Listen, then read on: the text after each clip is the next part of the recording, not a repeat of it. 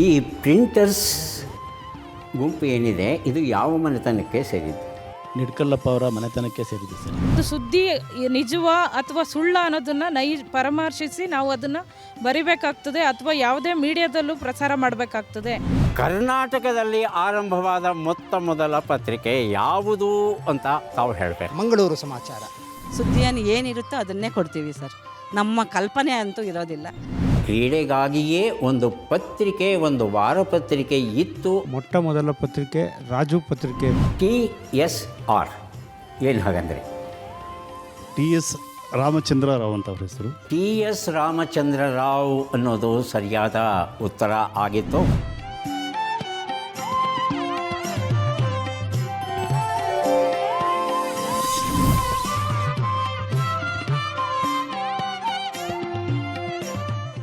ಎಲ್ರಿಗೂ ನಮಸ್ಕಾರ. ಬೆಳಗಾಗ್ತಾ ಇದ್ದ ಹಾಗೆ ಎದ್ದು ಬಿಸಿ ಬಿಸಿ ಕಾಫಿ ಕುಡಿತಾ ಜೊತೆಗೇನಿರುತ್ತೆ ಹೇಳಿ? ಪತ್ರಿಕೆ, ವರ್ತಮಾನ ಪತ್ರಿಕೆ, ಕನ್ನಡ ಪತ್ರಿಕೆಯೋ ಇಂಗ್ಲೀಷ್ ಪತ್ರಿಕೆಯೋ ಯಾವುದಾದ್ರೂ ಒಂದು ಪತ್ರಿಕೆ ಇಟ್ಟುಕೊಂಡು ಪತ್ರಿಕೆಯನ್ನು ಓದ್ತಾ ಬಿಸಿ ಬಿಸಿ ಕಾಫಿಯನ್ನು ಸವಿತಾ ಇದ್ದರೆ ಎಷ್ಟು ಚೆನ್ನಾಗಿರುತ್ತೆ ಅಲ್ವಾ? ಈ ಪತ್ರಿಕೆ ಅನ್ನೋದು ಹೇಗೆ ನಿರ್ಮಾಣವಾಗುತ್ತೆ, ಇದರ ಹಿಂದೆ ಯಾವ ವಿಭಾಗಗಳಿವೆ, ಯಾವ ತಜ್ಞರು ಇರ್ತಾರೆ ಇತ್ಯಾದಿ ವಿಚಾರಗಳನ್ನು ತಿಳ್ಕೊಳ್ಳೋದ್ರ ಜೊತೆಗೆ ನಮ್ಮ ಕರ್ನಾಟಕದ ಪತ್ರಿಕೋದ್ಯಮ, ಭಾರತೀಯ ಪತ್ರಿಕೋದ್ಯಮ, ಹಾಗೆಯೇ ವಿಶ್ವ ಪತ್ರಿಕೋದ್ಯಮದ ಬಗ್ಗೆಯೂ ಒಂದಷ್ಟು ವಿಚಾರಗಳನ್ನು ತಿಳ್ಕೊಳ್ಳಿಕ್ಕೆ ಇವತ್ತು ನಾವು ಬಂದಿದ್ದೇವೆ ಬೆಂಗಳೂರು ಪ್ರೆಸ್ ಕ್ಲಬ್ ಆವರಣಕ್ಕೆ. ಅನೇಕ ಪತ್ರಕರ್ತರು ನಮ್ಮ ಜೊತೆ ಇದ್ದಾರೆ. ಅವ್ರ ಜೊತೆ ಮಾತುಕತೆ ಆಡ್ತಾ ಒಂದಷ್ಟು ವಿಚಾರಗಳನ್ನು ತಿಳ್ಕೊಳ್ಳಿಕ್ಕೆ ಪ್ರಯತ್ನ ಪಡೋಣ. ನಮಸ್ಕಾರಮ್ಮ. ತಮ್ಮ ಹೆಸರು ಮತ್ತು ಪರಿಚಯ? ನನ್ನ ಹೆಸರು ಭವ್ಯ ಸುನಿಲ್. ಜಿ ಕನ್ನಡ ನ್ಯೂಸಲ್ಲಿ ವರ್ಕ್ ಮಾಡ್ತಾ ಇದ್ದೀನಿ. ಪತ್ರಿಕೋದ್ಯಮದಿಂದ ವಿದ್ಯುನ್ಮಾನ ಮಾಧ್ಯಮ. ಹೌದು ಸರ್. ಅಂದರೆ ಎರಡರಲ್ಲೂ ಪತ್ರಕರ್ತರು ಇರ್ತಾರೆ. ಹೌದು ಸರ್. ಪತ್ರಿಕೆ ಹೇಗೇನ ಅದೇ ರೀತಿ ವಿದ್ಯುನ್ಮಾನ ಕೂಡ. ಯಾಕಂದರೆ ಈಗ ನಿಮಗೆ ಗೊತ್ತಿರ್ಬೋದು ಬ್ರೇಕಿಂಗ್ ನ್ಯೂಸ್ ಅಂತ, ಪ್ರತಿಯೊಂದು ಕ್ಷಣದಲ್ಲೂ ಕೂಡ ಬ್ರೇಕಿಂಗ್ ನ್ಯೂಸ್ ಕೊಡ್ಕೊಂಡು ಅದನ್ನು ನಾವು ಮಾಡುವಂಥದ್ದು ಸರ್. ಆ ಬ್ರೇಕಿಂಗ್ ನ್ಯೂಸ್. Yes sir. ನೀವು ಯಾವ ನ್ಯೂಸ್ ಬ್ರೇಕ್ ಮಾಡೋದ್ರಲ್ಲಿ ಎಕ್ಸ್ಪರ್ಟ್ ಆಗಿದ್ದೀರಾ? ಸರ್, ನನ್ನ ಕೆರಿಯರ್ ಸ್ಟಾರ್ಟಿಂಗ್ ಮಾಡಿದ್ದು ನಾನು ಸ್ಟಿಂಗ್ ಅಂದರೆ ನಿಮಗೆ ಗೊತ್ತು ಇನ್ವೆಸ್ಟಿಗೇಷನ್ ಜರ್ನಲಿಸಮಲ್ಲಿ ಸ್ಟಾರ್ಟ್ ಮಾಡಿದೆ. ಅದಾದಮೇಲೆ ಕ್ರೈಮ್ ಅಂದರೆ ಸಿಟಿಯಲ್ಲಿ ಪ್ರಮುಖವಾಗಿ ಬೆಂಗಳೂರು ಸಿಟಿಯಲ್ಲಿ ಆಗುವಂತಹ ಕ್ರೈಮನ್ನು ವರದಿಗಾರ್ತಿಯಾಗಿ ನಾನು ಮಾಡ್ತಾಯಿದ್ದೆ. ಅದರಲ್ಲಿ ಬಹಳಷ್ಟು ಒಂದು ನನಗೆ ಅಂದರೆ ಅನುಭವ ಆಗಿರ್ಬೋದು. ಅಂದರೆ ನಿಮಗೆ ಗೊತ್ತು ಈ ಜಗತ್ತಲ್ಲಿ ಕ್ರೈಮ್ ಅನ್ನೋದು ಪ್ರತಿದಿನ ನಡೀತಾ ಇರುತ್ತೆ, ಅದನ್ನು ಮಾಡ್ತಾಯಿದ್ದೆ. ಅದಾದಮೇಲೆ ಈಗ ಜಿ ಕನ್ನಡದಲ್ಲಿ ಮೆಟ್ರೋ ಬೀಟ್ ಆಗಿರ್ಬೋದು, ಪ್ರಮುಖವಾಗಿ ಕೋರ್ಟ್ ಬೀಟನ್ನು ಕೂಡ ಮಾಡ್ತಾ ಇರುವಂಥದ್ದು. ಹಾಗೆಯೇ ಸ್ಪೆಷಲ್ ಸೆಗ್ಮೆಂಟ್ ಸರ್. ಅಂದರೆ ಈಗ ಕೋರ್ಟಲ್ಲಿ ಈಗ ಕ್ರೈಮ್ ಅಂದಮೇಲೆ ಕೋರ್ಟ್ಗೆ ನಾವು ಹೋಗಬೇಕು. ಕ್ರೈಮ್ ಸುದ್ದಿಗೆ ಮೊದಲು ಬರೋಣ. Okay sir. ಒಂದು ಅಪರಾಧ ಅಥವಾ ಏನೋ ಒಂದು ಅವಘಟನೆ ನಡೆದಿದೆ, ನೀವು ಅಲ್ಲಿಗೆ ಹೋಗ್ತೀರಿ. ಹೌದು ಸರ್. ನಿಮಗೆ ಮಾಹಿತಿ ಕೊಡೋರು ಯಾರು? ಓಕೆ, ನಮ್ಮ ಸೋರ್ಸ್ನ ಯಾವತ್ತೂ ಬಿಟ್ಕೊಡ್ಬಾರ್ದು. ಸೊ ಯಾಕಂದರೆ ಪ್ರಮುಖವಾಗಿ ಸೋರ್ಸ್ ಯಾವ ರೀತಿ ಬರ್ತಾರೆ ಹೇಳೋಕ್ಕಾಗಲ್ಲ. ಯಾಕಂದರೆ ಪ್ರತಿಯೊಬ್ಬ ರಿಪೋರ್ಟರ್ಸ್ ಕೂಡ ಒಂದು ಸೋರ್ಸ್ ಅಂದರೆ ಪ್ರಮುಖವಾಗಿ ಸುದ್ದಿ ಮೂಲ ಕಾಂಟ್ಯಾಕ್ಟನ್ನು ಇಟ್ಕೋಬೇಕು. ಯಾಕಂದರೆ ನಾವು ಇಲ್ಲಿ ಸಿಕ್ಕಾಗ ಪ್ರತಿಯೊಬ್ಬರ ಹತ್ರ ಮಾತಾಡಿ ಮಿಂಗಲ್ ಆಗೋದು ಪ್ರಮುಖವಾಗಿರುತ್ತೆ. ಯಾಕಂದರೆ ಈಗ IT-BT ಕಂಪನಿಯನ್ನು ನೋಡಿದಾಗ ಅವ್ರದ್ದೇ ಒಂದು ಸಿಸ್ಟಮಲ್ಲಿ ಲ್ಯಾಪ್ಟಾಪಲ್ಲಿ ಕೆಲಸ ಮಾಡ್ತಿರ್ತಾರೆ ಅಥವಾ ಮೊಬೈಲ್ ನೋಡ್ತಾ ಇರ್ತಾರೆ. ಆದರೆ ಆ್ಯಸ್ ಎ ಪತ್ರಕರ್ತರು ಒಬ್ಬರನ್ನು ನೋಡಿದಾಗ ಮುಖತಃ ಪರಿಚಯ ಮಾಡ್ಕೊಂಡು ಮಾತಾಡಬೇಕು. ಎಕ್ಸಾಂಪಲ್ ಇಲ್ಲಿ ಇವ್ರು ಮೇಡಮ್ ನಮಗೆ ಫಸ್ಟ್ ಟೈಮ್ ಮೀಟ್ ಆದರು, ಬಟ್ ನಂಬರ್ ಶೇರ್ ಮಾಡೋದಾಗಿರ್ಬೋದು, ಅವರಿಂದ ನಾವು ಏನು ವಿಚಾರಗಳನ್ನು ತಿಳ್ಕೊಳ್ಳೋದಾಗಿರ್ಬೋದು, ಇದನ್ನು ನಾವು ಪ್ರಮುಖವಾಗಿ ಮಾಡ್ಕೋಬೇಕಾಗುತ್ತೆ. ಸೊ ಕ್ರೈಮಲ್ಲಿ ಕೂಡ ನಾನು ಸೋರ್ಸನ್ನು ಪ್ರತಿಯೊಂದು ಸ್ಟೇಷನ್ ಆಗಿರ್ಬೋದು, ಪ್ರತಿಯೊಂದು ವ್ಯಾಪ್ತಿಯಲ್ಲಿ ನಾನು ಸೋರ್ಸನ್ನು ಬಿಲ್ಡ್ ಮಾಡೋದು ಬಹುತೇಕ ಇಂಪಾರ್ಟೆನ್ಸ್ ಆಗಿರುತ್ತೆ ಸರ್. ಬಹಳ ಒಂದು ಒಳಗುಟ್ಟನ್ನು ನಮಗೆ ಹೇಳಿಕೊಟ್ರೆ ನೀವು. ಈಗ ನಡೆದ ಸ್ಥಳಕ್ಕೆ ಹೋಗಿದ್ದೀರಾ, ಅವಘಟನೆ ನಡೆದ ಸ್ಥಳಕ್ಕೆ ಹೋಗಿದ್ದೀರಾ. Okay sir. ನಿಮಗೆ ಮಾಹಿತಿಯನ್ನು ಕೊಡೋದು ಸಾಮಾನ್ಯವಾಗಿ ಪೊಲೀಸರೇ ಅಲ್ವಾ? ಅಂದರೆ ನಾವು ಇಲ್ಲಿ ಪೊಲೀಸರೇ ಅಂತ ನಾವು ಕೈಬೊಟ್ಟು ಮಾಡಿ ತೋರ್ಸೋಕ್ಕಾಗಲ್ಲ. ಆ್ಯಸ್ ಎ ಪತ್ರಕರ್ತ ನಾನು ಸೋರ್ಸ್ ಅಂತ ಹೇಳ್ಬೋದು. ಯಾಕಂದರೆ ಪ್ರತಿಯೊಬ್ಬರಿಗೂ ಕೂಡ ಅವ್ರದ್ದೇ ಆದಂತಹ ಜವಾಬ್ದಾರಿ, ಅವ್ರದ್ದೇ ಆದಂತಹ ಕರ್ತವ್ಯ ಇರುತ್ತೆ. ಯಾಕಂದರೆ ಪೊಲೀಸರು ಕೂಡ ಅವರ ಕೆಲಸವನ್ನು ಸರ್ಕಾರದ ಅಧೀನದಲ್ಲಿ ಕೆಲಸ ಮಾಡ್ತಾ ಇರ್ತಾರೆ. ಸೊ ಎಲ್ಲ ವಿಚಾರಗಳನ್ನು ಅವ್ರು ಬಿಟ್ಕೊಡೋಕ್ಕೂ ಆಗಲ್ಲ.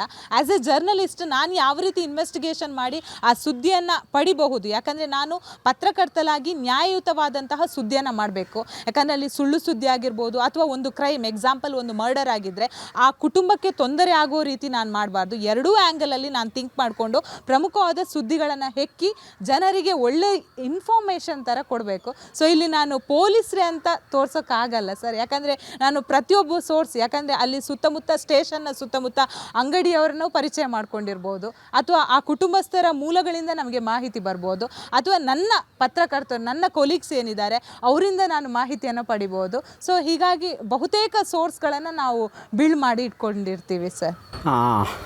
ಅದ್ರ ಬಗ್ಗೆ ನನ್ನೇನು ತಕರಾರಿಲ್ಲ. ಆದರೆ ಸುದ್ದಿಯನ್ನು ಮಂಡಿಸುವ ಶೈಲಿ ಇದೆಯಲ್ಲ, ಅದ್ರ ಬಗ್ಗೆ ನನಗೆ ಸ್ವಲ್ಪ ತಕರಾರುಂಟು. ಇರುವ ವಿಚಾರವನ್ನು ಇರುವ ಹಾಗೆ ನಿರುಮ್ಮಳವಾಗಿ ಸುದ್ದಿಯನ್ನು ಕೊಡಬೇಕು. ಅದನ್ನು ಬಿಟ್ಟು ಮಧ್ಯರಾತ್ರಿ 12 ಗಂಟೆ ಏನಾಯಿತು ಅಂದರೆ ಹೀಗೆ ರೋಚಕಗೊಳಿಸುವಂಥ ಪ್ರಯತ್ನ ಮಾಡ್ತಿರಲ್ಲ, ಯಾಕೆ ಸರ್? ಆ್ಯಸ್ ಎ ನಾನು ಫೀಲ್ಡ್ ರಿಪೋರ್ಟರ್, ನಾನು ಅದನ್ನು ಬಹಳಷ್ಟು ರೋಚಕವಾಗಿ ಹೇಳಲ್ಲ. ನಾನೀಗ ಇಲ್ಲೊಂದು ಎಕ್ಸಾಂಪಲ್ ಲೈವ್ದು ತೋರಿಸ್ಬೇಕಾದ್ರೆ ಇಲ್ಲೊಂದು ಅಂದರೆ ಮರ್ಡರ್ ಆಗಿದೆ ಅಂದರೆ ನಾನು ಇಷ್ಟೇ ಹೇಳ್ತೀನಿ, ಇನ್ಫಾರ್ಮೇಷನ್ನ ಟೈಪ್ ಮಾಡಿ ಕಳಿಸ್ತೀನಿ. ಆಫೀಸಲ್ಲಿ ಜನರಿಗೆ ಯಾವ ರೀತಿ ಸುದ್ದಿಯನ್ನು ಮುಟ್ಟಿಸ್ಬೇಕು ಅನ್ನೋದು ಆಫೀಸಲ್ಲಿ ನಿರ್ಧಾರ ಆಗುತ್ತೆ. ಪ್ಲಸ್ ಆಫೀಸಲ್ಲಿ ಸ್ಟುಡಿಯೋದಲ್ಲಿರೋರು ಅದನ್ನು ಓದ್ತಾರೆ. ಬಟ್ ಆ್ಯಸ್ ಎ ನಾನೊಂದು ರಿಪೋರ್ಟರ್ ಆಗಿ ಮಾತಾಡ್ತಿದ್ದೀನಿ, ಆಫೀಸಲ್ಲಿ ಕೂತ್ಕೊಂಡು ಅವರಿಗೆ ಪ್ರಶ್ನೆ ಕೇಳಿದ್ರೆ ಅದಕ್ಕೆ ಉತ್ತರ ಕೊಡಬಹುದೇನೋ. ಬಹಳ ಜಾಣರು ನೀವು. ನಾನೊಬ್ಬ ವರದಿಗಾರ್ತಿಯಾಗಿ ರಿಪೋರ್ಟರ್ ಆಗಿ ಮಾತಾಡ್ತಾ ಇದ್ದೇನೆ. ವಿಷಯವನ್ನು ಮಂಡಿಸುವ ಅದು ಕಚೇರಿಯಲ್ಲಿ ಇರ್ತಕ್ಕಂಥ ಅಧಿಕಾರಿಗಳು ತೀರ್ಮಾನ ತಗೋತಾರೆ. ನಾನು ಅದ್ರ ಬಗ್ಗೆ ಸದ್ಯಕ್ಕೆ ನಾನು ದೂಷಿಸ್ತಾ ಇಲ್ಲ ಸರ್, ದೂಷಿಸ್ತಾ ಇಲ್ಲ. ಚಾನಲ್ಗಳು ಹೇಗೆ ನಡೀತಾ ಇದೆ ಅನ್ನೋದು ನಿಮಗೆ ಗೊತ್ತು. ಒಂದೊಂದು ಚಾನಲ್ ಒಂದೊಂದು ರೀತಿಯಾದಂತಹ ಪೈಪೋಟಿ ಇರುತ್ತೆ. ಸೊ ಒಬ್ಬೊಬ್ಬರು ಒಂದೊಂದು ರೀತಿಯಾದಂತಹ ಭಿನ್ನ ಅಭಿಪ್ರಾಯಗಳನ್ನು ವ್ಯಕ್ತಪಡಿಸ್ತಾರೆ. ಸೊ ಹಾಗಾಗಿ ನಾನು ನನ್ನ ವಿಚಾರನ ಹೇಳಿದೆ. ಬಹಳ ಒಳ್ಳೆ ಒಂದು ಒಳನೋಟವನ್ನು ಕೊಟ್ಟರೆ ನೀವು. ಆದರೆ ಜನಸಾಮಾನ್ಯರು ಏನು ನಿರೀಕ್ಷೆ ಮಾಡ್ತಾರೆ ಅನ್ನೋದನ್ನು ನೀವಾಗಲಿ ನಾವಾಗಲಿ ಯಾರೇ ಆಗಲಿ ಸ್ವಲ್ಪ ಆಲೋಚನೆ ಮಾಡೋದು ಬಹಳ ಒಳ್ಳೆಯದು ಸರ್. ಯಾಕಂದರೆ ನಾವು ಕೊಡುವಂಥ ಸುದ್ದಿ ಏನಿದೆ ಅದು ಮತ್ತೊಂದು ಅಪರಾಧಕ್ಕೆ ಕಾರಣ ಆಗಬಾರ್ದು. ಹೌದು. ಪ್ರೋತ್ಸಾಹವನ್ನು, ಅರೆ ಅವನು ಹಾಗೆ ಮಾಡಿದ್ನ, ಇಂಥ ತಪ್ಪು ಮಾಡಿದ್ನ ಅಂತ ತಪ್ಪು ಮಾಡದ ಹಾಗೆ ಅಪರಾಧವನ್ನು ಮಾಡಲಿಕ್ಕೆ ಸಾಧ್ಯವ? ಈ ರೀತಿ ಒಂದು ಪ್ರಚೋದನೆಯನ್ನು ಕೊಡೋದಕ್ಕೆ ಬದಲು ಅಪರಾಧವನ್ನು ಮಾಡದೇ ಇರುವ ಹಾಗೆ ಒಂದು ಮನೋಭಾವ ರೂಢಿಸೋಕ್ಕೆ ಪ್ರಯತ್ನ ಪಟ್ಟರೆ ಚೆನ್ನಾಗಿರುತ್ತೆ. ತುಂಬ ಸಂತೋಷ. ನೀಲಕಂಠನ ವಚನಗಳು ಎನ್ನುವ ಪುಸ್ತಕ ತಮ್ಮ ಕೊಡ್ತಾ ಇದ್ದೇವೆ, ಸ್ವೀಕರಿಸಿ ಅಭಿನಂದನೆಗಳು. ನಿಮ್ಮ ಕಾರ್ಯಕ್ರಮ ನೋಡ್ತಾ ಇರ್ತೀವಿ, ಬಹಳ ಖುಷಿ ಆಗುತ್ತೆ ಸರ್. ನಮಸ್ಕಾರಮ್ಮ. ನಮಸ್ತೆ ಸರ್. ತಮ್ಮ ಹೆಸರು? ನನ್ನ ಹೆಸರು ಜಯಶ್ರೀ ಮುದ್ದಪ್ಪ ಅಂತ ಸರ್.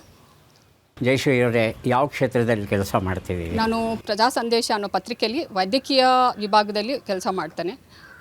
ಅಲ್ಲಿ ಒಂದು ರಿಪೋರ್ಟರ್ ಆಗಿ, ಮತ್ತು ಆಕಾಶವಾಣಿನಲ್ಲಿ ಬ್ರಾಡ್ಕಾಸ್ಟಿಂಗ್ ಡಿಪಾರ್ಟ್ಮೆಂಟಲ್ಲಿ ಅಲ್ಲೂ ಸಹ ಆರೋಗ್ಯ ಸಂಚಿಕೆ ಕಾರ್ಯಕ್ರಮಗಳನ್ನು ಮಾಡ್ತಾ ಇದ್ದೇನೆ.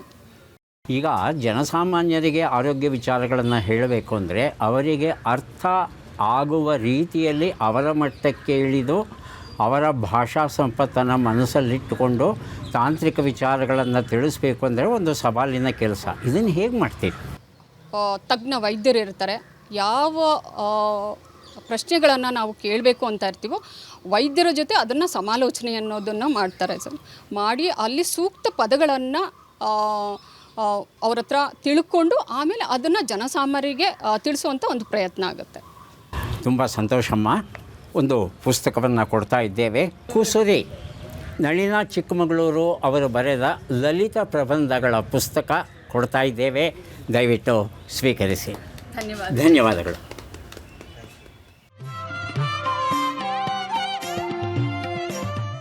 ಪತ್ರಿಕೆಗಳು ನಮಗೆಲ್ಲ ಪರಿಚಿತವಾಗಿರುವಂಥದ್ದು. ಈಗ ಕರ್ನಾಟಕದಲ್ಲಿ ಪತ್ರಿಕೆ ಎಲ್ಲಿ ಮುದ್ರಣವಾಗುತ್ತೆ, ಎಲ್ಲಿ ವಿತರಣೆಯಾಗುತ್ತೆ, ಅದು ಬಹಳ ಮುಖ್ಯವಾದದ್ದು.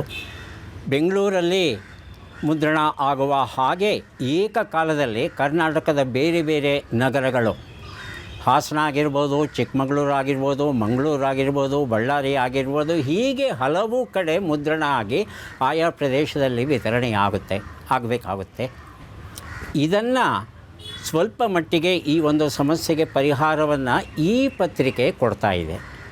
ಈ ಪತ್ರಿಕೆ ಬಗ್ಗೆ ಹೆಚ್ಚು ತಿಳ್ಕೊಳ್ಳೋಣ. ನಮಸ್ಕಾರಮ್ಮ. ನಮಸ್ತೆ ಸರ್. ತಮ್ಮ ಹೆಸರು? ನನ್ನ ಹೆಸರು ಬಿಂದು ಬೋಸಮ್ಮ ಅಂತ. ಪ್ರೆಸೆಂಟ್ ನಾನು ಪ್ರಗತಿ ಟಿ ವಿ ಪ್ರಜಾಪ್ರಗತಿ ರಿಪೋರ್ಟ್ರಾಗಿ ವರ್ಕ್ ಮಾಡ್ತಾ ಇದ್ದೀನಿ ಬೆಂಗಳೂರಲ್ಲಿ. ಈಗ ಆ ಒಂದು ಸಣ್ಣ ಪೀಠಿಕೆ ಕೊಟ್ಟೆ. ಪೇಪರು ಮುದ್ರಣ ಮಾಧ್ಯಮದ ಪೇಪರು ಇದೆ, ಈ ಪೇಪರು ಅಂತ ಹೇಳ್ತಾರೆ. ಈ ಪೇಪರು ಈ ಮುದ್ರಣ ಪೇಪರ್ಗೂ ಏನು ವ್ಯತ್ಯಾಸ ಅಮ್ಮ? ಎಸ್ ಸರ್, ಈ ಪೇಪರ್ನ ಮೊದಲನೇದಾಗಿ ಹೇಳ್ತೀನಿ. ಹೇಳ್ತೀನಿ ತದಾದ ನಂತರ ಮುದ್ರಣ ಮಾಧ್ಯಮ ಪ್ರಿಂಟ್ ಆಗೋ ಪತ್ರಿಕೆ ಬಗ್ಗೆ ಹೇಳ್ತಾ ಹೋಗ್ತೀನಿ. ಏನು ಗೊತ್ತಾ, ಈ ಪೇಪರ್ ಅಂದರೆ ಈಗ ಈ ಪೇಪರು ನಮ್ಮದು ಈಗ ಪ್ರೆಸೆಂಟ್ ನಮ್ಮದು ಪ್ರಜಾಪ್ರಗತಿ ಪತ್ರಿಕೆ ಇದೆ ಅಂದರೆ ನಮ್ಮದು ಈ ಪೇಪರು ಇದೆ, ಪ್ರಿಂಟ್ ಪೇಪರು ಇದೆ. ಈ ಪೇಪರಲ್ಲೂ ಏನು ಸುದ್ದಿ ಇರುತ್ತೋ ಅದೇ ಪ್ರಿಂಟಲ್ಲೂ ಇರುತ್ತೆ. ಪ್ರಿಂಟಲ್ಲಿ ಏನಿರುತ್ತೋ ಈ ಪೇಪರಲ್ಲೂ ಇರುತ್ತೆ. ಸುದ್ದಿ ಮಾತ್ರ ಆವತ್ತಿನ ಸುದ್ದಿ ಅಪ್ಡೇಟ್ ಎಲ್ಲ ಇರುತ್ತೆ. ಇತ್ತೀಚಿನ ದಿನಗಳಲ್ಲಿ ಡಿಜಿಟಲ್ ಯುಗ, ಟೆಕ್ನಾಲಜಿ ಮುಂದುವರಿತಾ ಇದೆ. ಆದರೆ ಈಗ ಓದುವರ ಸಂಖ್ಯೆ ಸಹ ಅಪ್ಡೇಟ್ ಆಗ್ತಾ ಇದ್ದಾರೆ. ಪ್ರಿಂಟ್ ಆಗಿರೋ ಪತ್ರಿಕೆ ಬೇಕು ಅಂದರೆ ನಾವು ಸಿಟಿಗೆ ಬರಬೇಕು. ಎಲ್ಲೋ ಒಂದು ಎಕ್ಸಾಂಪಲ್ ಕೊಡ್ತೀನಿ ಸರ್. ಈಗ ನಮ್ಮೂರು ಬೋಸದೇವರಹಟ್ಟಿ ಅಂತ, ನಮ್ಮದು ಚಿತ್ರದುರ್ಗ ಡಿಸ್ಟಿಕ್ಕು, ಬೆಂಗಳೂರಲ್ಲಿ ಒಂದು ಪತ್ರಿಕೆ ಸ್ಟಾರ್ಟ್ ಆಗುತ್ತೆ ಸರ್. ಎಕ್ಸಾಂಪಲ್ ಈಗ ನಮ್ಮ ಪ್ರಜಾಪ್ರಗತಿನೇ ಅಂತ ತಿಳ್ಕೊಳ್ಳಿ. ಬಟ್ ಈ ಪತ್ರಿಕೆನ ಇವತ್ತಿಂದು ಅಲ್ಲಿಗೆ ತಲುಪೋದು ತುಂಬ ಕಷ್ಟ ಆಗುತ್ತೆ ಸರ್. ನಾವು ಇಲ್ಲಿಗೆ ಬಂದು ತಗೊಂಡು ಹೋಗೋದಕ್ಕೆ ಆಗೋದಿಲ್ಲ. ಹಾಗೆ ಈ ಪೇಪರ್ ಇಂದರೆ ನಾವು ಅಲ್ಲೇ ಕೂತ್ಕೊಂಡು ಮೊಬೈಲಲ್ಲಿ, ಸಿಸ್ಟಮಲ್ಲಿ, ಒಟ್ಟು ಇಂಟರ್ನೆಟ್ ಇರುವ ಜಾಗದಲ್ಲಿ ನಾವು ಕಣ್ಮುಂದೆನೇ ಆ ಒಂದು ಸುದ್ದಿಯನ್ನು ನೋಡ್ಬೋದು. ಬಟ್ ಅಂದರೆ ಹಳ್ಳಿಗಳಲ್ಲೂ ಓದ್ಬೋದು, ಹೊರ ದೇಶಗಳಲ್ಲೂ ಓದ್ಬೋದು, ಎಲ್ಲ ಒಂದು ಔಟ್ ಆಫ್ ಕಂಟ್ರಿಗಳಲ್ಲೂ ಸಹ ಈ ಪೇಪರ್ನ ಓದ್ಬೋದು ಸರ್. ನಾವಿವಾಗೇನೋ ನಾವು ಕಾರ್ಯಕ್ರಮ ಮಾಡಿದ್ವಿ, ನಮ್ಮ ಕಾರ್ಯಕ್ರಮವನ್ನು ಬೆಂಗಳೂರಲ್ಲೇ ಮಾಡಿದ್ವಿ, ಬೆಂಗಳೂರಿಗೆ ಬಂದು ತಗೊಂಡು ಓದಬೇಕು ಅಂತಿಲ್ಲ. ಸುದ್ದಿ ಪ್ರಕಟ ಆಗಿದೆ ಅಂದರೆ ನಾವು ಅಮೆರಿಕದಲ್ಲಿದ್ರೂ ವೆಬ್ಸೈಟಲ್ಲಿ ಚೆಕ್ ಮಾಡಿ ಓದ್ಬೋದು ಸರ್. ಈ ಪೇಪರು ಪ್ರಿಂಟ್ ಮುದ್ರಣ ಮಾಧ್ಯಮ ಅಂತ ಬಂದಾಗ ಅದು ಪತ್ರಿಕೆ ಪ್ರಿಂಟ್ ಆಗಿರೋದನ್ನ ನಾವೇ ಬಂದು ತಗೊಂಡು ಓದಬೇಕು ಸರ್. ತುಂಬ ಸಂತೋಷಮ್ಮ. ಕಂಪಿಸಿದ ದ್ವೀಪ ಶಶಿಧರ ವಿಶ್ವಾಮಿತ್ರ ಬರೆದಂಥ ಪುಸ್ತಕ ತಮಗೆ ಕೊಡ್ತಾ ಇದ್ದೇವೆ, ದಯವಿಟ್ಟು ಸ್ವೀಕರಿಸಿ. Thank you sir.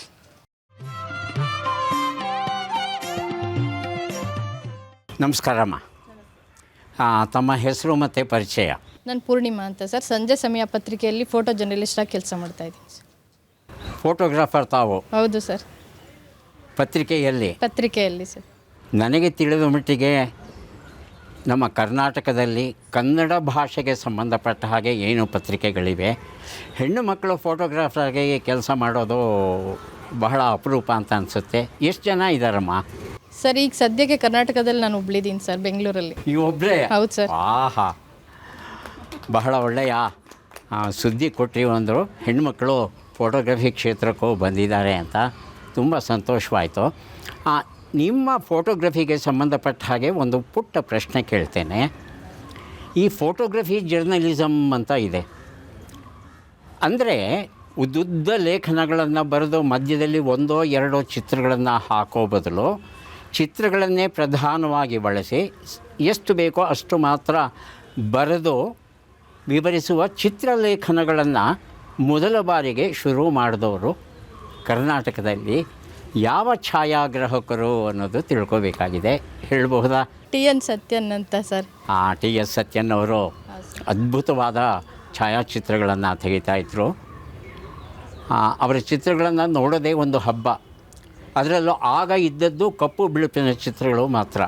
ಹಾಗಾಗಿ ಬೆಳಕಿನ ಸಂಯೋಜನೆಯನ್ನು ಹೇಗೆ ಮಾಡ್ತಾರೆ ಅವರು ಅನ್ನೋದನ್ನು ಅಧ್ಯಯನ ಮಾಡುವಂಥ ಚಿತ್ರಗಳನ್ನು ಅವರು ತೆಗಿತಾಯಿದ್ರು. ಬಹಳ ಸಂತೋಷ. ಒಂದು ವೈಯಕ್ತಿಕ ಪ್ರಶ್ನೆ ಕೇಳ್ಬೋದಾ? ಹಾಂ ಸರ್, ಕೇಳ್ಬೋದು. ಯಾಕಂದರೆ ನೀವು ಛಾಯಾಗ್ರಾಹಕರಾಗಿ ಪತ್ರಿಕೆಗೆ ಏನು ಬೇಕೋ ಆ ಚಿತ್ರಗಳನ್ನು ತೆಗಿಬೇಕಾಗುತ್ತೆ, ಕುಟುಂಬವನ್ನು ನಿರ್ವಹಿಸಬೇಕಾಗುತ್ತೆ. ಈ ವರ್ಕ್ ಲೈಫ್ ಬ್ಯಾಲೆನ್ಸ್, ನಿಮ್ಮ ವೃತ್ತಿ ನಿಮ್ಮ ಕುಟುಂಬ ಎರಡಕ್ಕೂ ಸಮಯವನ್ನು ಕೊಡಬೇಕು. ಹೇಗೆ ಸರಿದೂಗಿಸ್ತೀರಾ ಇದನ್ನು? ಕೆಲವು ಗುಟ್ಟುಗಳನ್ನು ನಮಗೆ ಕೊಡಬಹುದಾ? ನನಗೆ ಎರಡನ್ನೂ ನಿಭಾಯಿಸ್ಕೊಂಡು ಹೋಗ್ತೀನಿ ಸರ್ ನಾನು. ನನಗೇನು ಕಷ್ಟ ಅನಿಸಲ್ಲ. ಮಾರ್ನಿಂಗ್ ಎದ್ಬಿಟ್ಟು ಬೆಳಗ್ಗೆ ಅಡುಗೆ ತಿಂಡಿ ಎಲ್ಲ ಮಾಡಿಟ್ಬಿಟ್ಟು ಮನೆಯಿಂದ ಹೊರಡ್ತೀನಿ ಸರ್. ನನ್ನ ಅಸೈನ್ಮೆಂಟ್ ಏನಿರುತ್ತೆ ಅದನ್ನು ನೋಡಿಕೊಂಡು ಅದು ಕವರ್ ಮಾಡಿಕೊಂಡು ಅದನ್ನು ಮ್ಯಾನೇಜ್ ಮಾಡ್ತೀನಿ, ಮನೆಯೂ ಮ್ಯಾನೇಜ್ ಮಾಡ್ತೀನಿ. ಎಷ್ಟು ಗಂಟೆಗಳ ಅಸೈನ್ಮೆಂಟ್ ಇರುತ್ತೆ ಸಾಮಾನ್ಯವಾಗಿ? ಸರ್ ಸಾಮಾನ್ಯ ನಂದು ಈವ್ನಿಂಗ್ ಪೇಪರು, ಹಾಗಾಗಿ ಸಂಜೆ ಅಷ್ಟೊತ್ತಿಗೆ ಮುಗ್ದೋಗ್ಬಿಟ್ಟಿರುತ್ತೆ. ಹಾಗಾಗಿ ಸಂಜೆ ಮೇಲೆ ಮನೆ ಕಡೆ ನೋಡ್ಕೊತೀನಿ ಸರ್. ಅಂದರೆ ಬೆಳಗ್ಗೆಯಿಂದ 3 ಗಂಟೆವರೆಗೆ ಸುದ್ದಿ ನೀವು ಸಂಗ್ರಹ ಮಾಡ್ತೀರಾ? 4-5 ಗಂಟೆವರೆಗೂ ಮಾಡ್ತೀರಾ? ಹೇಗೆ? ಹಾಂ ಸರ್, 3 ಗಂಟೆವರೆಗೂ ಮಾಡ್ತೀವಿ. 2-2:30ಗೆಲ್ಲ ಪೇಪರು ರಿಲೀಸ್ ಆಗುತ್ತೆ ಸರ್, ಮುಗಿಯುತ್ತೆ ನನ್ನ ಕೆಲಸ. ಒನ್ ಅವರ್ ಎಕ್ಸ್ಟ್ರಾ ಇದ್ಬಿಟ್ಟು 4 ಗಂಟೆ ಅಷ್ಟೊತ್ತಿಗೆ ಮನೆಗೆ ಹೋಗ್ತೀನಿ ಸರ್. ಹಾಂ. ಸೊ ಈಗೆಲ್ಲ ಬರೀ ವಿದ್ಯುನ್ಮಾನಮ ಇದ್ರೆ ನಿಮ್ಮ ಚಿತ್ರಗಳೆಲ್ಲ ತೆಗೆಯೋದೆಲ್ಲ ಡಿಜಿಟಲ್ ಚಿತ್ರಗಳೇ ಅಲ್ವಾ? ಹೌದು ಸರ್. ಹಾಂ. ಮೊದಲಾಗಿದ್ದರೆ ಆ ಚಿತ್ರವನ್ನು ಪ್ರಾಸೆಸ್ ಮಾಡೋದೇ ಒಂದು ದೊಡ್ಡ ಕೆಲಸ ಆಗಿತ್ತು. ಈಗ ಡಿಜಿಟಲ್ ಆಗಿರೋ ಕಾರಣ ಬಹಳ ಸುಲಭ ಆಗಿದೆ. ನೆಗೆಟಿವ್ ಇತ್ತು ಅವಾಗೆಲ್ಲ, ಇವಾಗ ಏನು ತೊಂದರೆ ಇಲ್ಲ ಸರ್. ಹಂಗೆ ಈಗ ಸಂಜೆ ಪತ್ರಿಕೆ ಆಗಿರೋ ಕಾರಣ ಹೇಗೋ ಹೊಂದಿಸ್ಕೊಂಡು ಹೋಗ್ತಾ ಇದ್ದೀರಿ. ನಾಳೆ ದಿನಪತ್ರಿಕೆಗೆ ಸೇರಿದ್ರೆ ಕಷ್ಟ ಆಗಲ್ವಾ? ಖಂಡಿತ ಇಲ್ಲ ಸರ್. ಅಭ್ಯಾಸ ಆಗ್ಬಿಟ್ಟಿದೆಯಲ್ಲ ಸರ್ ಇವಾಗ. ಎರಡೂ ಕಡೆನೂ ಮ್ಯಾನೇಜ್ ಮಾಡೋದು ಅಭ್ಯಾಸ ಆಗೋದ್ಮೇಲೆ ಅದು ಅಷ್ಟೇನು ಅನ್ಸೋದಿಲ್ಲ ನನಗೆ. ಆದರೆ ಯಜಮಾನರ ಸಹಕಾರ, ಮಕ್ಕಳ ಸಹಕಾರ ಖಂಡಿತ ಇದೆ ಸರ್, ಖಂಡಿತ ಇದೆ. ತೊಂದರೆ ಹೌದು, ಆ ಥರ ಸಹಕಾರ ಇರೋದ್ರಿಂದ ನಾನು ಇವಾಗ ಈ ಥರ ಮಾಡಬಲ್ಲೆ ಸರ್. ಇಲ್ಲಾಂದರೆ ಕಷ್ಟ ಆಗುತ್ತೆ. ಫ್ಯಾಮಿಲಿದು ಒಂದು ಸಪೋರ್ಟಿಂಗ್ ಬೇಕಲ್ಲ ಸರ್. ತುಂಬ ಸಂತೋಷಮ್ಮ. ಯಾಕಂದರೆ ಕುಟುಂಬದ ನೆರವು, ಪ್ರೋತ್ಸಾಹ ಇಲ್ಲದೆ ಏನೂ ಸಾಧನೆ ಮಾಡಲಿಕ್ಕೆ ಸಾಧ್ಯ ಇಲ್ಲ. ಅದು ಸ್ತ್ರೀ ಆಗಿರಬಹುದು, ಪುರುಷ ಆಗಿರಬಹುದು. ಒಬ್ಬ ಪುರುಷನೂ ಒಂದು ಸಾಧನೆ ಮಾಡಬೇಕಾದ್ರೆ ಮನೆ ಕಡೆಯಿಂದ ಸಂಪೂರ್ಣ ಸಹಕಾರ ಇರಬೇಕು, ಇಲ್ದಿದ್ರೆ ಏನೂ ಮಾಡಲಿಕ್ಕಾಗಲ್ಲ. ಅಂತಹ ಸಹಕಾರವನ್ನು ನೀಡುವಂಥ ಪತಿ ಮತ್ತು ಮಕ್ಕಳು ತಮಗಿದ್ದಾರೆ ಅನ್ನೋದು ಖುಷಿ ವಿಚಾರ. ಕಾವ್ಯ ಸಂಗೀತ ಪದಮಾಲೆ ಎನ್ನುವ ಒಂದು ಪುಸ್ತಕವನ್ನು ಕೊಡ್ತಾ ಇದ್ದೇವೆ, ದಯವಿಟ್ಟು ಸ್ವೀಕರಿಸಿ.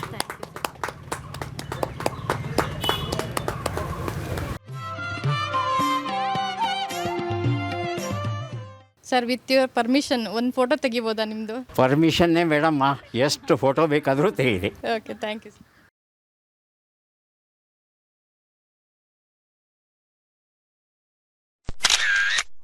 ತುಂಬ ತುಂಬ ಸಂತೋಷ, ಧನ್ಯವಾದಗಳು.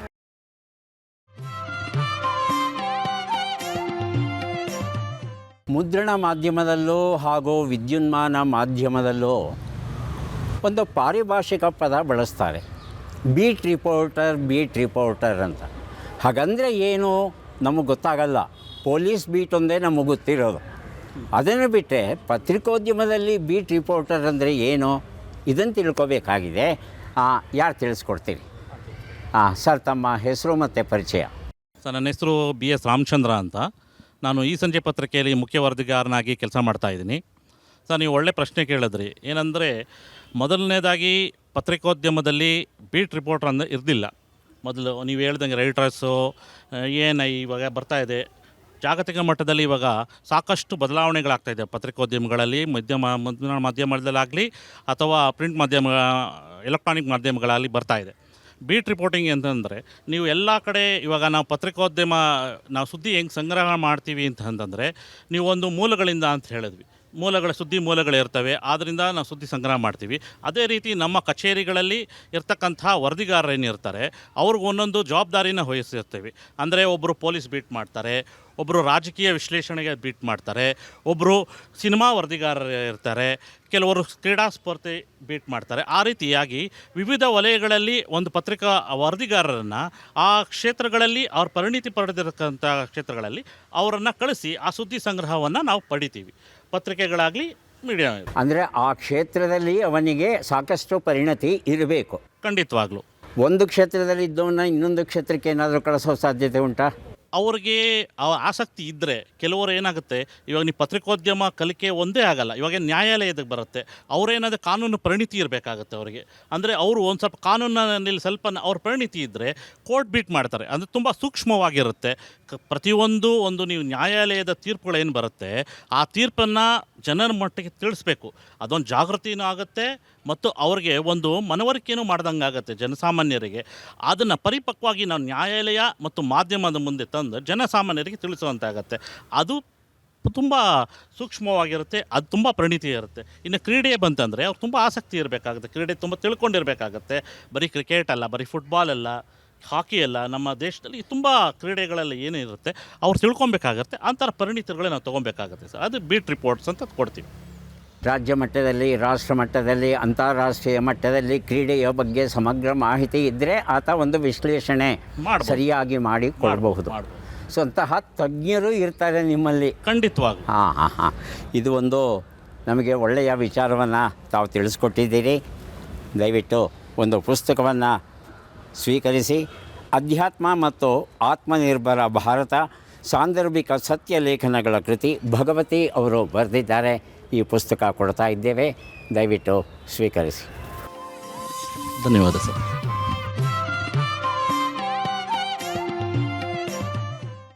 ನಿಮ್ಮ ತಾಂತ್ರಿಕ ಪರಿಭಾಷೆಯಲ್ಲಿ ಮಾಸ್ಟ್ ಹೆಡ್ ಅಂದ್ರೇನು, ಬೈಲೈನ್ ಅಂದರೆ ಏನು? ಯಾರಿಗೆ ಹೇಳ್ತೀರಿ? ತಾವು ಹೇಳ್ತೀರಾ? ಸರ್, ಯಾವುದೇ ಸುದ್ದಿ ಆಗಲಿ ಆ ಸುದ್ದಿಯನ್ನು ನಾವು ಗ್ರಹಿಸಿದಾಗ ಆ ಸುದ್ದಿಯ ಗ್ರಹಿಕೆ ಮಾತ್ರ ಆಗೋದಿಲ್ಲ ಮುಖ್ಯ, ಅದರ ವಿಶ್ಲೇಷಣೆ, ಮಾಹಿತಿಯ ಸಂಗ್ರಹ, ಮಾಹಿತಿಯನ್ನು ತಲುಪಿಸುವಂಥ ವಿಧಾನ, ಅದರಲ್ಲಿ ಸಾಕಷ್ಟು ಪ್ರಶ್ನೆಗಳು ಹೇಳ್ತವೆ. ಯಾಕೆ, ಎಲ್ಲಿ, ಹೇಗೆ, ಏನು, ಎಷ್ಟು, ಯಾರು, ಈ ರೀತಿಯ ಪ್ರಶ್ನೆಗಳಿಗೆ ಸಂಪೂರ್ಣವಾದ ಮಾಹಿತಿಯನ್ನು ಕೊಡುವಂತಹ ಒಂದು ಚಾಕಚಕ್ಯತೆಯನ್ನು ಹೊಂದಿದ್ದಂಥ ಸಂದರ್ಭದಲ್ಲಿ ಆ ಸುದ್ದಿಯ ವಿಶ್ಲೇಷಣೆ ಮಾಡಿದ ನಂತರದಲ್ಲಿ ಆ ಸುದ್ದಿ ಸಮಂಜಸವಾಗಿದೆ, ಅವರ ವಿಶ್ಲೇಷಣೆ ಸಮಂಜಸವಾಗಿದೆ ಅಂತ ಸಂದರ್ಭದಲ್ಲಿ ಅದನ್ನು ಪೂರ್ತಿ ಪರಿಶೀಲಿಸಿದಾಗ ಆ ಸುದ್ದಿಯ ಜೊತೆಗೆ ವಿಶ್ಲೇಷಣೆಯನ್ನು ಗಮನಿಸಿ ಅವರಿಗೆ ಕೊಡಬೇಕಾದಂಥ ಒಂದು ಗೌರವವೇ ಬೈಲೈನ್ ಅಂತ ನನಗನ್ಸುತ್ತೆ. ಯಾಕಂದರೆ ಯಾವುದೇ ಸುದ್ದಿಯನ್ನು ಅವರು ಯಾವ ರೀತಿ ವಿಶ್ಲೇಷಿಸಿದ್ದಾರೆ, ಆ ಸುದ್ದಿಯನ್ನು ಬರೆದಿರುವ ರೀತಿ ಹೇಗೆ, ಅದರ ಮಾಹಿತಿ ಏನಿದೆ, ಅವರಿಗೆ ಇರುವಂತಹ ಸಂದೇಶಗಳೇನು, ಅವರಿಗೆ ಅವರಲ್ಲಿ ಪ್ರಶ್ನೆಗಳಿದ್ದಂಥ ಸಂದರ್ಭದಲ್ಲಿ ಆ ಪ್ರಶ್ನೆಗಳಿಗೆ ಯಾವ್ಯಾವ ರೀತಿಯಲ್ಲಿ ಉತ್ತರವನ್ನು ಕೊಟ್ಟಿದ್ದಾರೆ, ಹಾಗಾಗಿ ಅವರು ಬರೆದಿರುವಂಥ ಒಂದು ಆರ್ಟಿಕಲ್ ಏನಿದೆ ಅಥವಾ ಸುದ್ದಿ ಏನಿದೆ ಅದಕ್ಕೆ ಅವರಿಗೆ ಆ ಸುದ್ದಿಯನ್ನು ನಾವು ಅವರಿಗೆ ಅಂಥೇಳಿ ನಾವು ಅವರ ಹೆಸರನ್ನು ಕೊಡೋದೇ ನಾವು ಬೈಲೈನ್ ಅಂತ ಹೇಳ್ತೀವಿ ಸರ್. ಬೈಲೈನ್ ಅನ್ನೋದರ ಬಗ್ಗೆ ವಿಸ್ತೃತವಾಗಿ ಮಾಹಿತಿಯನ್ನು ಒದಗಿಸಿದ್ದೀರಿ ತಾವು. ನೊಬೆಲ್ ವಿಜೇತ ನವತಾರೆಯರು ಎನ್ನುವ ಪುಸ್ತಕ ಅಂಬಿಕಾ ರಾವ್ ಬರೆದಿದ್ದಾರೆ. ಈ ಪುಸ್ತಕವನ್ನು ತಮ್ಮ ಕೊಡ್ತಾ ಇದ್ದೇವೆ, ದಯವಿಟ್ಟು ಸ್ವೀಕರಿಸಿ.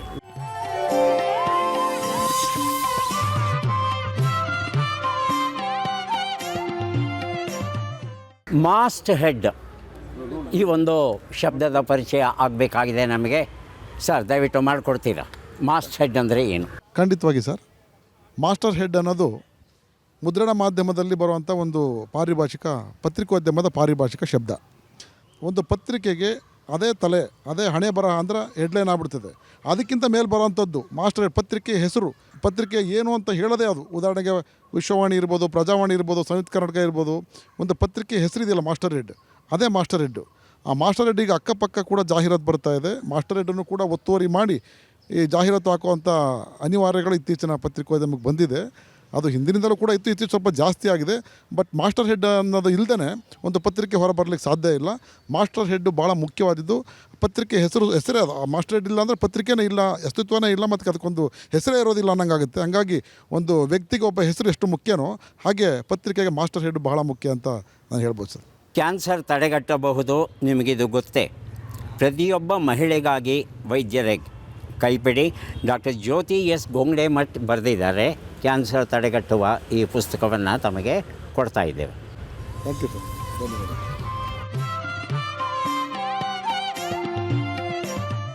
ಪೀತ ಪತ್ರಿಕೋದ್ಯಮ ಅಥವಾ ಯೆಲ್ಲೋ ಜರ್ನಲಿಸಮ್ ಅನ್ನೋ ಹೆಸರನ್ನು ಕೇಳ್ತಿರ್ತೇವೆ ನಾವು, ಆದರೆ ವಾಸ್ತವದಲ್ಲಿ ಅದರ ಅರ್ಥ ಏನು ಅಂತ ಬಹಳಷ್ಟು ಜನಕ್ಕೆ ಗೊತ್ತಿರೋಲ್ಲ. ಹಾಗಾಗಿ ಈ ಪೀತ ಪತ್ರಿಕೋದ್ಯಮದ ಒಂದು ಪರಿಚಯ ನಮಗೆ ಮಾಡಿಕೊಡ್ತೀರಾ? ದಯವಿಟ್ಟು ಮಾಡಿಕೊಡಿ. ಹೌದು ಸರ್, ಯಾಕಂದರೆ ಎಲ್ಲೋ ಜರ್ನಲಿಸಮ್ ಅಂದರೆ ಕನ್ನಡದಲ್ಲಿ ನಾವು ತರ್ಜುಮೆ ಮಾಡಿದಾಗ ಪೀತ ಪತ್ರಿಕೋದ್ಯಮ ಅಂತ ಆಗುತ್ತೆ. ಈ ಪೀತ ಪತ್ರಿಕೋದ್ಯಮ ಇತ್ತೀಚಿನ ವರ್ಷಗಳಲ್ಲಿ ಭಾಳಷ್ಟು ಒಂದು ಸಮಾಜದ ಸ್ವಾಸ್ಥ್ಯವನ್ನು ಹಾಳು ಮಾಡ್ತಾ ಇದೆ ಅಂತಲೇ ಹೇಳ್ಬೋದು. ಇವಾಗ ಸ್ವತಂತ್ರ ಪೂರ್ವದಲ್ಲಿ ಮಹಾತ್ಮ ಗಾಂಧೀಜಿಯವರು ಯಂಗ್ ಇಂಡಿಯಾ ಮತ್ತು ಹರಿಜನ ಅಂತ ಪತ್ರಿಕೆ ತಂದರು. ಅವ್ರು ಯಾವ ಉದ್ದೇಶಕ್ಕೆ ತಂದರು? ನಮ್ಮ ದೇಶಕ್ಕೆ ಸ್ವತಂತ್ರ ಬರಬೇಕು, ನಮ್ಮ ದೇಶದಲ್ಲಿ ಬ್ರಿಟಿಷರು ಮಾಡತಕ್ಕಂಥ ಆಡಳಿತ ನಡೆಸ್ತಕ್ಕಂಥ ಸಂದರ್ಭದಲ್ಲಿ ಏನೇನು ಮಾಡಿದ್ದಾರೆ ಅನ್ನೋದನ್ನ ತಿಳಿಸೋದಕ್ಕೋಸ್ಕರ, ಒಂದು ಜನ ಜಾಗೃತಿ ಮಾಡೋದಕ್ಕೋಸ್ಕರ ಒಂದು ಯಂಗ್ ಇಂಡಿಯಾ ಮತ್ತು ಹರಿಜನ ಅಂತ ಪತ್ರಿಕೆ ಅಂತಂದರು. ಹರಿಜನ ಪತ್ರಿಕೆ ಮತ್ತು ಸಮಾಜದಲ್ಲಿ ತುಳಿತಕ್ಕೊಳಗಾದಂಥ ಜನಗಳನ್ನು ಮೇಲ್ಕೆತ್ತಬೇಕು ಅನ್ನೋ ಉದ್ದೇಶ ಮತ್ತು ಸರ್ಕಾರದ ಸೌಲಭ್ಯಗಳು ಸಿಗಬೇಕು ಅಂತ ಮಾಡಿದ್ರು. ಆ ಒಂದು ಉದ್ದೇಶ ಇವತ್ತು ಈಡೇರ್ತಾ ಇಲ್ಲ. ಯಾಕಂದರೆ ಆ ಉದ್ದೇಶಕ್ಕೆ ವಿರುದ್ಧವಾಗಿ ಇವತ್ತು ಪೀತ ಪತ್ರಿಕೋದ್ಯಮ ಎಲ್ಲ ಒಂದು ರೀತಿ ಬೃಹದಾಕಾರವಾಗಿ, ರಾಕ್ಷಸಕಾರವಾಗಿ ಬೆಳೆದಿದೆ ಅಂತಲೇ ಹೇಳ್ಬೋದು. ಇವಾಗ ಅದಕ್ಕೆ ಮತ್ತೊಂದು ರೂಪ ಅಂತ ಹೇಳ್ಬೋದು ಅಂದರೆ ಪೇಯ್ಡ್ ನ್ಯೂಸ್. ಇತ್ತೀಚೆಗೆ ನಾವೆಲ್ಲ ಕೇಳ್ತಾ ಇರ್ತೀವಿ ಪೇಯ್ಡ್ ನ್ಯೂಸ್. ಯಾವುದೇ ಒಂದು ಸುದ್ದಿಯನ್ನು ಪ್ರಕಟ ಮಾಡಬೇಕು ಅಂದರೆ ಒಂದು ಕೊಟ್ಟು ಅದು ಸಹ ಒಂದೆಲ್ಲ ಒಂದು ರೀತಿ ಪೀತ ಪತ್ರಿಕೋದ್ಯಮದ ಸಾಲಿಗೆ ಸೇರುತ್ತೆ ಅಂತ ಹೇಳ್ಬೋದು. ಈ ಪೀತ ಪತ್ರಿಕೋದ್ಯಮಕ್ಕೂ ಮತ್ತು ನೈಜ ಪತ್ರಿಕೋದ್ಯಮಕ್ಕೂ ಭಾಳಷ್ಟು ಅಜಗಜಾಂತರ ವ್ಯತ್ಯಾಸವಿದೆ. ಪೀತ ಪತ್ರಿಕೋದ್ಯಮ ಒಂದು ಕಡೆ ಎಲ್ಲ ಒಂದು ರೀತಿ ಒಂದು ನೈಜ ಪತ್ರಿಕೋದ್ಯಮನ ಸೋಲಿಸೋ ರೀತಿ ಒಂದು ಬೃಹದಾಕಾರವಾಗಿ ಒಂದು ರಾಕ್ಷಸ ರೂಪದಲ್ಲಿ ಬೆಳೀತಾ ಇದೆ. ಅದು ಹೋಗಬೇಕು. ಯಾಕಂದರೆ ಪೀತ ಪತ್ರಿಕೋದ್ಯಮ ಅನ್ನು ಹೋದರೆ ಸಮಾಜಕ್ಕೆ ಒಂದು ಒಳ್ಳೆಯ ಸಂದೇಶ, ಒಂದು ಸಮಾಜಕ್ಕೆ ಒಳ್ಳೆಯ ಒಂದು ಹಿತವಾದ ಒಂದು ನುಡಿಗಳನ್ನು ಕೊಡಬಹುದು. ಆದರೆ ಇತ್ತೀಚಿನ ದಿನಗಳಲ್ಲಿ ಪೀತ ಪತ್ರಿಕೋದ್ಯಮವನ್ನು ಅಳಿಸಿ ಹಾಕುವಂಥ ದಿನಗಳು ಬರಬೇಕು ಅಂತೇಳಿ ನಮ್ಮ ಒಂದು ಅಭಿಲಾಷೆ ಸರ್. ಹೃದಯ ರೋಗ ಬೆಳವಣಿಗೆಗೆ ತಡೆ, ನಾಡೋಜ ಡಾಕ್ಟರ್ PS ಶಂಕರ್ ಬರೆದಂಥ ಪುಸ್ತಕ ತಮ್ಮ ಕೊಡ್ತಾ ಇದ್ದೇವೆ, ದಯವಿಟ್ಟು ಸ್ವೀಕರಿಸಿ. ಧನ್ಯವಾದಗಳು ಸರ್.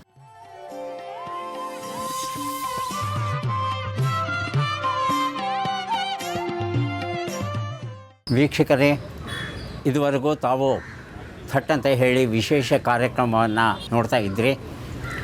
ಬೆಂಗಳೂರಲ್ಲಿ ಇರ್ತಕ್ಕಂಥ ಪ್ರೆಸ್ ಕ್ಲಬ್ಬಲ್ಲಿ ಪತ್ರಕರ್ತರ ಜೊತೆ ಬೆರೀತಾ ಒಂದಷ್ಟು ಪ್ರಶ್ನೆ ಕೇಳ್ತಾ ಪತ್ರಿಕೋದ್ಯಮದ ಬಗ್ಗೆ ಒಂದಷ್ಟು ಮಾಹಿತಿಯನ್ನು ತಿಳ್ಕೊಳ್ತಾ ಒಳ್ಳೆಯ ಸಮಯವನ್ನು ಕಳೆದಿದ್ದೀರಿ. ತಮಗೆಲ್ಲ ಧನ್ಯವಾದಗಳನ್ನು ಅರ್ಪಿಸ್ತಾ ಇದ್ದೇವೆ. ಮತ್ತೆ ಭೇಟಿಯಾಗೋಣ. ನಮಸ್ಕಾರ.